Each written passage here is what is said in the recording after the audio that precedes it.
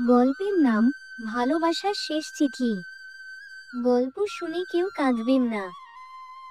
ভালোবাসা মানে কি কেবল একসঙ্গে থাকা, নাকি কখনো কখনো ভালোবাসার মানুষের সুখের জন্য নিজেকে বিসর্জন দেওয়া?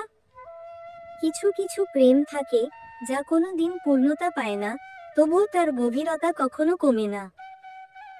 সে ভালোবাসা রয়ে যায় মনে, অনুভূতিতে, কিংবা হয়তো একটা শেষ চিঠিতে। আজ তোমাদের শোনাবো এক অসমাপ্ত ভালোবাসার গল্প। এক তরুণ তরুণীরা গল্প, যারা ভালোবেসেও এক হতে পারেনি, যার একজন হারিয়ে গিয়েছে অজানার পথে, আর অন্যজন বেঁচে থেকেও প্রতি রাতে হৃদয়ে একটা অসমাপ্ত যন্ত্রণা নিয়ে ঘুমাতে যায়। প্রথম পরিচয়, ভালোবাসার শুরু। শীতের সকাল, চারপাশে কুয়াশা। বিশ্ববিদ্যালয়ের প্রথম দিন।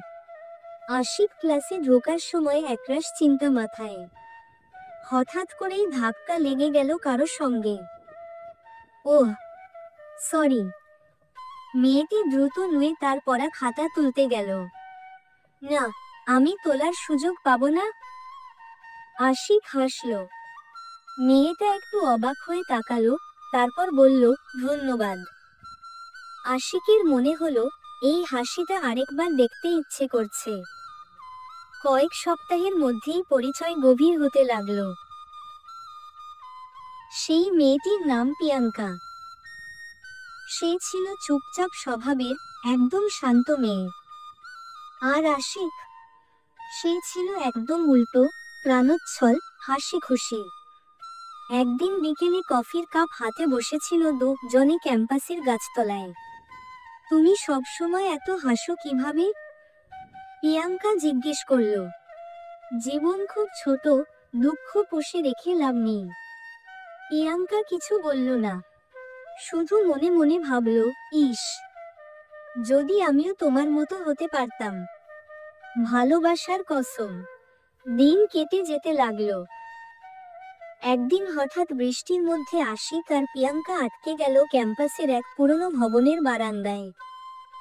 আশিক বলল, তুমি ভয় পাচ্ছ? হুম, বজ্রপাত হলে ভয় লাগে। আমার হাত ধরো। আমি থাকতে তুমি ভয় পাবে না। প্রিয়াঙ্কা ইতস্তত করলেও হাতটা ধরল। সে প্রথমবার অনুভব করল, আশিক শুধু তার বন্ধু নয়, তার চেয়ে অনেক বেশি কিছু। সেদিনের পর থেকেই ওদের সম্পর্কটা বদলে গেল। একে অপরকে ছাড়া এক মুহূর্তও থাকতে পারত না তারা। এক সন্ধ্যায় আশিক বলল, তুমি কি কখনো আমাকে ছেড়ে যাবে? প্রিয়াঙ্কা বলল, না, আমি চাই না আমরা কখনো আলাদা হই। তাহলে একটা প্রতিজ্ঞা করি। কি প্রতিজ্ঞা? যতই ঝড় আসুক, আমরা কখনো একে অপরকে ছেড়ে যাব না। আমি কথা দিলাম। আশিক। সেই প্রতিজ্ঞা কি তারা রাখতে পেরেছিল? ভালোবাসার মাঝখানে বাধা। হঠাৎ করেই প্রিয়াঙ্কা বদলে যেতে লাগলো। ফোন ধরতে দেরি করে, মেসেজের উত্তর দেয় না, কথা বলার সময় এড়িয়ে যায়। একদিন আশিক তার সামনে দাঁড়িয়ে বলল, প্রিয়াঙ্কা, তুমি পালিয়ে যাচ্ছ কেন? না, পালাচ্ছি না। তাহলে বলো, আমাদের সম্পর্ক নিয়ে তুমি সিরিয়াস তো? প্রিয়াঙ্কা মাথা নিচু করে বলল, আশিক, আমি তোমাকে ভালোবাসি, কিন্তু আমাদের একসঙ্গে থাকা সম্ভব না। আমি তোমার জীবন থেকে চলে যাচ্ছি। আশিক হতবাক। কিন্তু কেন? আমি কিছু বলতে পারবো না। প্লিজ, আমাকে ভুলে যাও। সে কিছুই বুঝতে পারল না, শুধু দেখল তার ভালোবাসার মানুষটা ধীরে ধীরে দূরে চলে যাচ্ছে। সত্যটা জানা। প্রিয়াঙ্কার আচরণে সন্দেহ হওয়ায় আশিক খোঁজ নিতে লাগলো।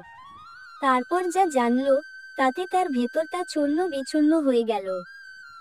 প্রিয়াঙ্কার বাবা তার বিয়ে ঠিক করে দিয়েছেন এক ধনী ব্যবসায়ীর ছেলের সঙ্গে।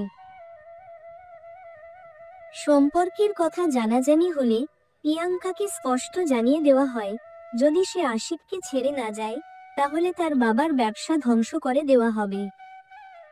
এক রাতে আশিক ছুটে গেল প্রিয়াঙ্কার জানালার নিচে। প্রিয়াঙ্কা, প্লিজ একবার এসো। কিছুক্ষণ পর জানালার পর্দা সরিয়ে একজোড়া কাপা চোখ তাকালো তার দিকে। তুমি কি আমাকে একটু ভালোবাসো না? আশিকের কণ্ঠ কাঁপছিল। প্রিয়াঙ্কা বলল না কিছুই, শুধু এক ফোঁটা জল গড়িয়ে পড়ল তার চোখ থেকে। তাহলে কেন কেন দূরে সরছ? আমি পারবো না আশিক।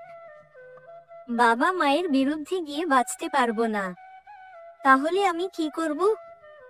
প্রিয়াঙ্কা কিছু বলল না। সে জানতো আশিককে ভালোবাসা মানেই তাকে কষ্ট দেওয়া।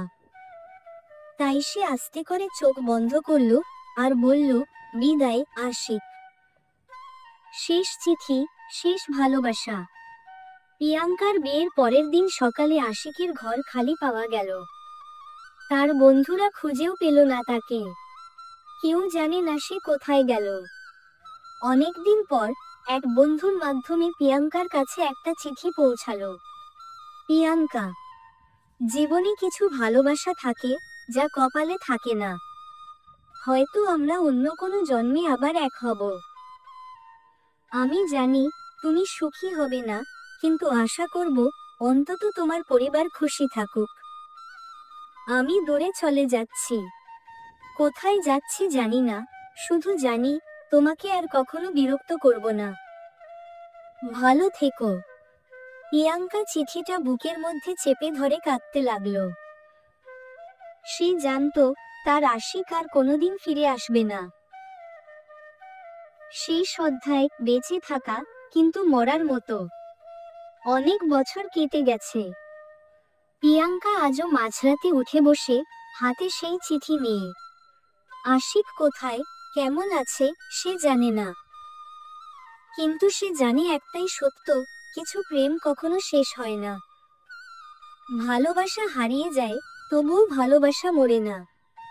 বন্ধুরা, গল্পটি এখানে সমাপ্ত করে দিলাম। আরো নতুন নতুন গল্প পেতে লাইক কমেন্ট করে চ্যানেলটি সাবস্ক্রাইব করে পাশে থাকবেন।